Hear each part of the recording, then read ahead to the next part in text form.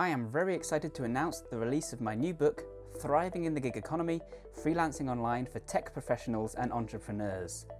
As the title suggests, this is a book about selling services online on a freelance basis, but it should also have relevance for anyone who's interested in business, in productivity, or even in futurism and the impact of technology on business and economics. If you have enjoyed any of my content on making money online, lifestyle design, staying focused, or persuasion, then you should find something here. And if you're interested in going freelance or setting up an online business as a web developer, writer, or anything else, or just earning a bit of money on the side in the evenings, hopefully it will provide you with the complete blueprint you need to escape the 9 to 5 and create the lifestyle you want. The book also has a foreword by Diogo Altrade of Cold Fusion fame, which is awesome of him. He's also writing a book at the moment that looks absolutely fascinating, so subscribe to his channel for more on that. And it has a great cover and design put together by my publishers at AppPress. I'm pretty darn proud of it, to be honest. Darn proud. You can buy the book on Amazon, from AppPress directly, from Barnes & Noble, or pretty much anywhere else. Links in the description down below.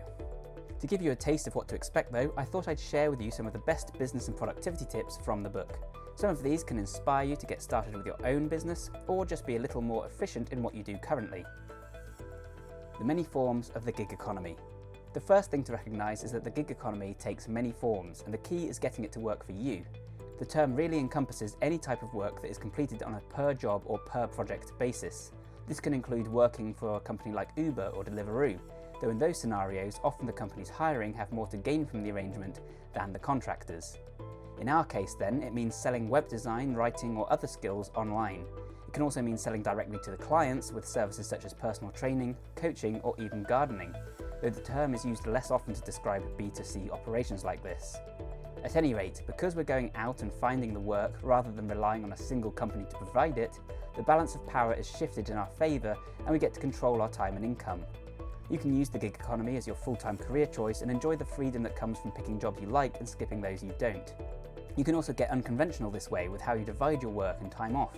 For instance, I only gig 4 days a week, which leaves me with 1 day to work on the Pioneer, books and other projects. But it can also be used in many other ways. For instance, you can gig part-time and take on a part-time job, or you can gig a little in the evenings in order to bring in extra cash.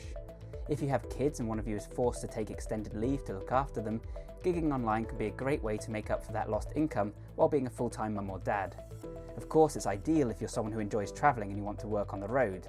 This is what a digital nomad is. Gigging can be used to raise funds to pursue other dream jobs or projects, or to fill out your portfolio and CV. The key then is to identify what you're good at, what skills you have, and then in what way you're going to sell those skills in order to support the kind of lifestyle you want. This is our aim, and I go into a lot more depth regarding lifestyle design in the book. Packaging your services.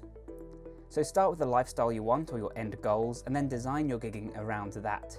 Know how much you need to earn, what hours you want to work, whether you need to be able to work on the road, and whether you'd rather have lots of clients or just a few steady ones. Now decide on what you're going to offer and package that service in the way that suits you. You can even offer multiple packages with different pricing tiers. If you're selling writing services, for instance, it's up to you whether you charge per word, per 500 words, per blog post, per hour, or for a set of blog posts, ordered on a recurring monthly basis perhaps. Maybe you want to sell website starter packs with 200 blog posts at a discounted rate. Each has its pros and cons, and each will suit different lifestyles. Try to agree how many revisions you're going to offer at that price, how much communication is included, whether you provide formatting, or perhaps whether this incurs a slightly steeper fee. The more you outline in your offering, the less confusion there will be, and the more you can fine-tune your own workflow. Process fixes.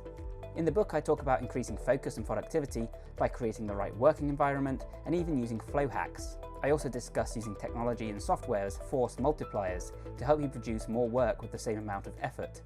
But one of my favourite strategies comes from my wife's work, the process fix. That means looking at any routine process that you use in your workflow and finding ways to make it more efficient. For instance, I used to write blog posts and then proofread them and upload them to WordPress. Then I'd add the formatting and the images. Now though, I instead do the proofread at the same time as the formatting and adding the images, essentially removing one of the steps and thereby saving myself up to 10 to 20 minutes per blog post. Seeing as I'm getting paid per job, that represents a rather huge increase in my overall salary. And this is what's really interesting here with the gig economy, that by becoming more efficient yourself, you can increase your wages without actually changing the amount that you're charging anyone. In the book, I also talk about how to negotiate higher rates. Even a tiny increase per word can translate to huge pay rises that you'd never be able to accomplish in traditional employment. Look at each stage in your workflow in depth and ask if it could be made more efficient. Communication overhead. One way that almost any business can be made more efficient is to cut down on communication overhead. This is a term I got from the Personal MBA by Josh Kaufman. It means the amount of time, and therefore money, that is wasted on unnecessary emails and Skype calls. I advise avoiding clients that are intent on having long Skype meetings to discuss small orders and trying to keep email chatter to a minimum wherever possible. In fact, I actually personally choose to use agents and intermediaries to cut down on this fuss. They take a cut of my profits, but they also find me the work and handle all complaints, as well as negotiations, etc. That means I can just focus on work and avoid wasting my mental energy. Despite giving away some of my profits per job, I ultimately earn more by being able to complete more work. Go-to-market strategy. The go-to-market strategy simply means finding where people who want your services are likely to congregate.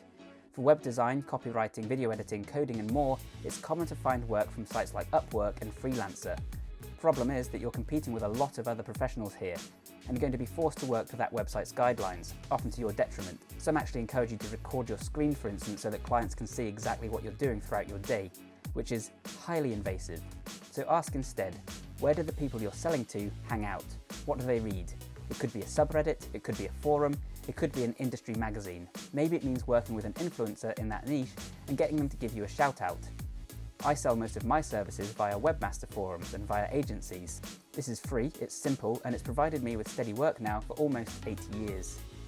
I give plenty more tips on where you can find work of all kinds in the book. Know your worth. Building a basic website using WordPress is an incredibly easy task that would take about a day for anyone with even moderate tech skills. Nevertheless, big companies pay thousands of dollars for this work because they don't know any different. If you try and sell them a web design for less, they'll presume you're offering an inferior product and they'll likely pass you over to choose the more expensive option. That normally means a big company or agency that isn't quite as efficient as you are because you're so much more lean. Point is that it doesn't matter if your skill seems easy, it's the knowledge gap and the value that they get out of it that should determine what you're charging. So make sure you know your worth and don't be afraid to ask for it. Become a superstar. That said, if you do try and sell your skills to a big corporation, you're probably still going to be passed up in favour of more established and stuffy business. Thus, you'll be forced to go after the small fry and compete with smaller individuals instead. Frankly, your business plan is ridiculous. So as an individual, what can you do to fix this situation and compete with bigger companies?